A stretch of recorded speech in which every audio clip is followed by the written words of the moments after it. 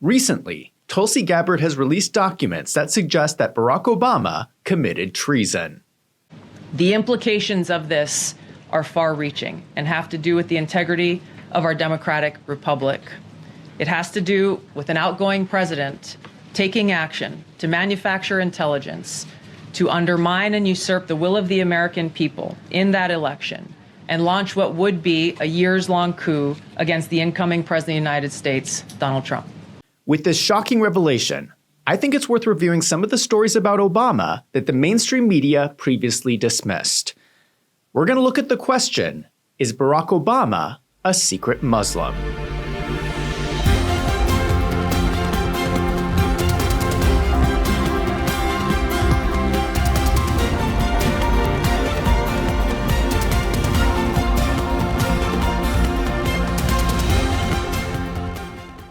To be fair, we are talking about someone's religious beliefs. I realize that we cannot truly know what someone believes in their heart. Barack Obama claims that he is a devout Christian. In an article in Time magazine in 2006, Obama said, "Kneeling beneath that cross on the south side of Chicago, I felt God's Spirit beckoning me. I submitted myself to his will and dedicated myself to discovering his truth." In a 2008 interview with Christianity Today, Obama said, "I am a Christian, and I am a devout Christian. I believe in the redemptive death and resurrection of Jesus Christ." So according to Barack Obama, he's not just a Christian, he's a super Christian. These are very strong statements about his personal journey to accept Jesus Christ. The question is whether Barack Obama is a liar. We may never know if he is really a Christian, but what we can do is look at his actions. Do his actions match what he claims from his statements, or do his actions suggest that he is a liar? I'm going to need your help in this. I'm going to go through a series of examples. I want you to watch this video all the way through, and at the end, tell me in the comments down below what you think. Do you think that Barack Obama is a liar? Let's start with his name, Barack Hussein Obama. His middle name is Hussein. Did this strike anyone as being a red flag?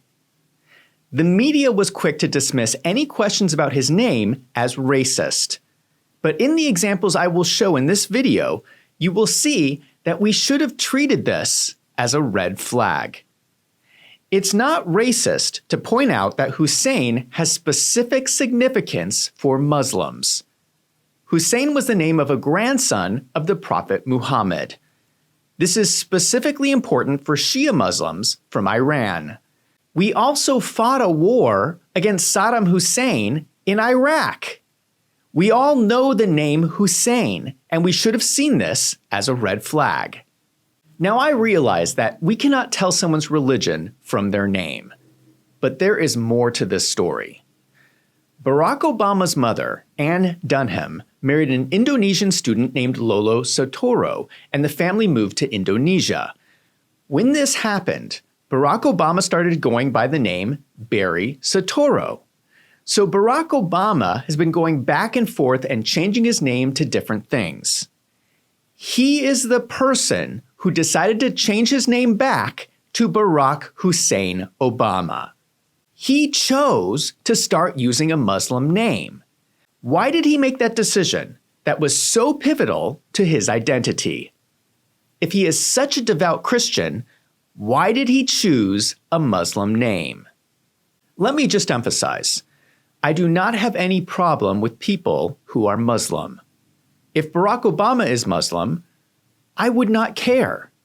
My problem is that he claims to be a devout Christian, and then he acts like he is lying about it. That is what everyone is upset about. This is a photo many people are familiar with of Barack Obama wearing a turban. I think it is important to understand that this photograph came from the Democrats. This is not some right-wing conspiracy. It has been well documented that this photograph was circulated by someone related to the Clinton campaign against Obama in 2008. They were spreading the message that Barack Obama was a secret Muslim. Now, the Clinton campaign has officially said that they had nothing to do with it. Hillary had nothing to do with it, guys. But regardless of who was behind leaking the photos, the story that Barack Obama is a secret Muslim comes from the Democrats. I think we are justified into looking into this further. The photograph was taken in 2006, 2 years before Obama ran for president. He was a senator, and he visited Kenya close to the Somali and Ethiopian borders. What he is wearing is traditional Somali clothing. Obama's campaign claimed that he was given the clothing and he wore it to be a good guest. I think this story is a bunch of baloney. If you look at any photographs of Somalia or the African countries in that region, the men do not normally wear turbans like this. This is not something Obama is going to feel peer pressure to do. If Obama is a devout Christian and a senator, there's no reason for him to dress up like this. Now, the men in Somalia do wear ceremonial clothing occasionally for formal events like a wedding. But I don't think it was a wedding, because he would have just said that in his explanation. The other likely scenario is that men do wear turbans for Muslim religious ceremonies. I think that is the most plausible explanation. What is especially telling is the cane. Obama clearly does not need a cane to walk. So why is he holding a cane? There's an offshoot of Islam called Sufism. This is an Islamic mythical tradition that holds ceremonies with a cane. It symbolizes the Prophet Muhammad and earlier prophets like Moses from the Bible, who used a cane. I think that Barack Obama was participating in some sort of Muslim ceremony, which is why he needed to wear a turban. Valerie Jarrett was the longest senior advisor when Obama was president. She has also been the chief executive officer of the Obama Foundation since 2021. Many people have remarked on how strange this is. Valerie Jarrett has been a long-term friend of Michelle Obama. In fact, she was Michelle Obama's former boss in Chicago. What is interesting is that Valerie Jarrett was born in Iran. It is true that she left Iran when her family moved to Chicago when she was 5 years old. But this did shape her worldview. She gave an interview in 2019 where she talked about having a dinner with Barack Obama. She said, "He told me about his life in Indonesia, and we saw that there was really a lot in common in terms of how we were raised outside of the country, the appreciation that gave us for the United States, and how we realized that the United States really is a part of a global world, and we're not the only country on Earth."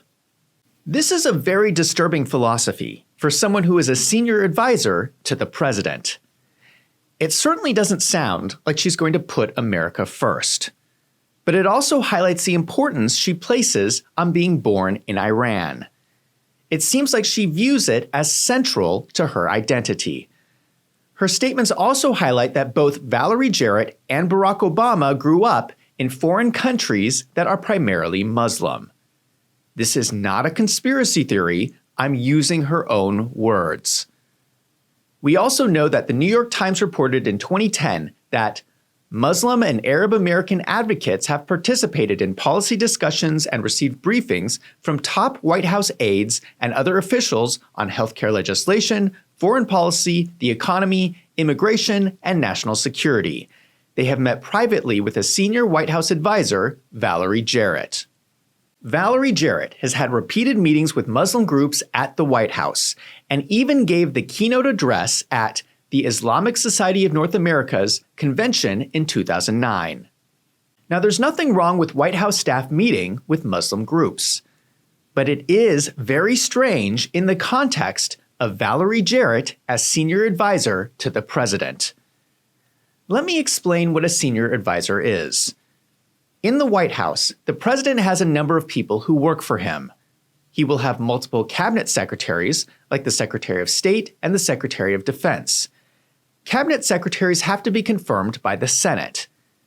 Then the president will have senior advisors, who are just people who work for him that do not need to be approved by the Senate. If we look at Donald Trump, Elon Musk was a senior advisor. He was just someone who worked for Donald Trump as a special government employee that did not require Senate confirmation. There are not many senior advisors. In fact, during Obama's presidency, he only had 3 senior advisors at any point in time. Do you start to see how bizarre this is? Out of all the people in the entire United States that Obama could have chosen as a senior advisor, he chose Michelle Obama's old friend. That is strange. In contrast, Donald Trump chose a successful entrepreneur to be his senior advisor. That makes sense. Why would Obama choose Valerie Jarrett? In my opinion, the most logical explanation is that they are both secret Muslims. Another fact that supports the theory that Barack Obama is a secret Muslim is that he said it during an interview in 2008. Let's not play games. What I was suggesting, you're absolutely right that John McCain has not talked about my Muslim faith, and you're absolutely right that has not Christian come faith. My Christian faith. And well, what I'm saying is he hasn't suggested that I'm a Muslim, and I think that his campaign upper echelons have not either. What I think is fair to say is that coming out of the Republican camp, there have been efforts to suggest that perhaps I'm not who I say I am when it comes to my faith, something which I find deeply offensive, and that has been going on for a pretty long time. Obama is talking in this interview about everyone calling him a secret Muslim, and he slips up and says, "My Muslim faith." The interviewer has to correct him and say, "You mean your Christian faith?" And then Obama tries to correct himself. Now let me ask any Christians out there watching this. Have you ever had a conversation about your faith and you accidentally call yourself a Muslim? Has that ever happened to anyone? Have you ever been talking and said, "My Muslim faith"? "Oh wait, I'm sorry, I mean my Christian faith. I just made a blunder." That's strange, right? If he is such a devout Christian, why does he make this mistake? In 2010, there was a controversy around Muslims in New York who wanted to build a mosque near ground zero of the terrorist attack on the World Trade Center. This was a stab in the heart to many New Yorkers who lived through that tragedy. Now, no one is suggesting that the terrorists represent all religious Muslim people around the world. But it is still offensive that out of all the things you could rebuild on that site, they would choose to build a shrine to the religion of the terrorists. So many Americans died that day. Just as a reminder, 441 first responders died trying to rescue people from the collapsing buildings. So yes, I think they should build their mosque somewhere else. To everyone's surprise, Obama gave a statement on the controversy. So I understand the emotions that this issue engenders, and ground zero is indeed hallowed ground. But let me be clear. As a citizen and as president, I believe that Muslims have the right to practice their religion as everyone else in this country. And that includes the right to build a place of worship and a community center on private property in Lower Manhattan in accordance with local laws and ordinances. Just to start with, I find this statement a slap in the face to every victim's family from 9/11. But on top of that, this is a local building zone issue in New York City. Why in the world is the President of the United States trying to get involved in a local building zone issue? That is bizarre. That is him going out of his way to promote the Muslim religion. In 2009, Barack Obama gave a speech at Georgetown University. The stage at Georgetown University normally looks like this. Behind the podium, you see the letters IHS and a cross. IHS comes from the first three letters of the Greek word for Jesus. This is because Georgetown University is historically a Catholic institution. Here is the stage when Obama came to speak. They covered up the cross with a piece of plywood painted black. This request came directly from the White House. They said that if Georgetown wanted Obama to come and speak, they had to cover all religious symbols at the lecture hall. We really need to ask ourselves, if Obama really is a devout Christian, why in the world would he ask a Catholic institution to cover up the cross? For any Christians out there watching this, what would it take for you to take plywood, paint it black, and use it to cover up a cross? In 2010, Charles Bolden, the NASA administrator, went on Al Jazeera television and said this. When I became the NASA administrator, or before I became the NASA administrator, he charged me with three things. One was he wanted me to help re-inspire children to want to get into science and math. He wanted me to expand our international relationships. And third, and perhaps foremost, he wanted me to find a way to reach out to the Muslim world and engage much more with dominantly Muslim nations to help them feel good about their historic contribution to science and engineering, science, math, and engineering. This is shocking. Let me see if I get this straight. Obama hires this guy to run NASA, and he calls him into the Oval Office and tells him his foremost priority is to find a way to reach out to the Muslim world. Excuse me? What about sending rockets into space? Isn't that supposed to be NASA's priority? But no. According to this guy, he said that Obama directed him that NASA's priority was to help Muslim nations feel good about their historic contribution to science. Does anyone else find this alarming? I will tell you what this feels like. It is like Obama is saying things behind closed doors that is different than what he is telling us. And every once in a while, a little piece of truth will sneak out, and it is horrifying. It sounds to me like he is a secret Muslim. In 2009, Obama gave a major speech in Cairo, Egypt. That experience guides my conviction that partnership between America and Islam must be based on what Islam is, not what it isn't. And I consider it part of my responsibility as President of the United States to fight against negative stereotypes of Islam wherever they appear.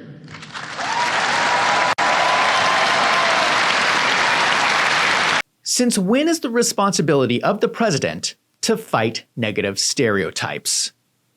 I thought the responsibility of the president was to look after the American people, not fly to Cairo and tell the Muslim world that he is fighting negative stereotypes. He goes on to say, moreover, freedom in America is indivisible from the freedom to practice one's religion. That is why there is a mosque in every state in our union and over 1,200 mosques within our borders. That's why the United States government has gone to court to protect the right of women and girls to wear the hijab and to punish those who would deny it. So he says that freedom in America means having your women wear a hijab. I don't know what you think, but it sounds to me like he is a secret Muslim. Obama followed this speech up with shocking policy decisions. He increased the U.S. refugee ceiling, and around 39 to 40% of the immigrants were from Muslim-majority countries. A significant amount of these were from Somalia, the same region of Africa where this photo was taken. But what people found the most outrageous was the sweetheart deal he gave to Iran, Valerie Jarrett's home country. He lifted sanctions in exchange for weak inspections for Iran's nuclear capabilities. Many people criticize this as enabling Iran to continue developing nuclear weapons and funding terrorism. It does not sound like Barack Obama was putting America first. I know that all of this happened a long time ago, but this is relevant to what is happening today. Just last week, on a plane from Scotland to England, a Muslim man threatened to blow up the plane. The mainstream media has not been covering the story, but I have the video. He stands up and says, "I'm going to bomb the plane. Death to America, death to Trump, Allahu Akbar." Going to bomb the plane. Death to America, death to Trump. Allahu Akbar. Allahu Akbar. Allahu Akbar. Allahu Akbar. Allahu Akbar. Oh my God. You got sit down. Don't move. Those men on that plane were heroes. These are ordinary people who stood up and tackled that man to the ground before he could do anything. Luckily, the people on that plane survived. This just happened last week. Violent Muslim extremists are still a problem in this world. This could have happened to you. What are you going to do if you are on a plane or on a bus and this happens to you? It does matter whether or not Barack Obama was a secret Muslim. Now, he claims that he's a devout Christian. But given all of the facts that I have laid out, do you think that his actions match what a Christian would do? It would be one thing if there was only one strange incident, but there are so many incidents, it's pretty hard to ignore. There's a verse in the Bible that says, "Watch out for false prophets. They come to you in sheep's clothing, but inwardly they are ferocious wolves. By their fruit you will recognize them." Anyone can say they are a Christian. That's easy. But what do their actions say about them? With all the new documents being released showing Barack Obama was potentially involved in treason, I think we need to start asking more questions. Who really is Barack Obama? Now I want to hear from you. Do you think Barack Obama is a liar? Let me know in the comments down below. And if you like this video, don't forget to hit that subscribe button so you don't miss out on future videos. If you find my videos helpful, consider signing up for a membership on my website, wolvesandfinance.com. For $6 a month, your support helps me to keep making these videos. Thank you to everyone who has signed up. I'm Zach from Wolves and Finance. Thank you for watching.